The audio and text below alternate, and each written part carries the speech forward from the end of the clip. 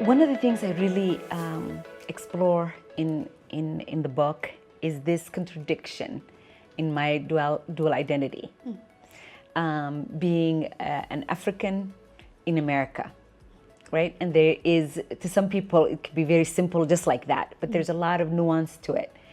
And what I'm playing with in the title is this sense that I grew up on the shores of Indian Ocean in Mogadishu, and I found myself at a young age in one of the coldest states in the US, coldest cities in Minneapolis. And to me, there's nothing more stark and contradictory than those two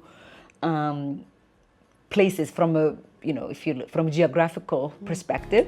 So I'm playing with that theme of growing up smelling salt and being by the ocean all the time, and really ending up in an environment where it's just not, the snow kind of represents to me the coldness, the isolation, but it also represents rebirth and a new beginning, because that's where safety was for me. That it was a sanctuary. But the other thing about Salt in the Snow, I think for readers that have not been to either the Indian Ocean or Minneapolis and have seen the snow, I think we think of when snow hits the ground in Minneapolis, we put salt on it to kind of melt it, right? So that cars can move, people can walk on the sidewalks.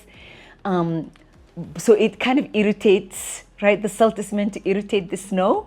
And in some ways, I feel like as immigrants, especially Black immigrants in America, I think that's how we are perceived. We are perceived as an irritant, as unwanted, and sometimes you are pushed to be invisible, to melt or assimilate. That's the word that white Americans sometimes would say, don't you just assimilate? So as an immigrant, there's that salt in the snow.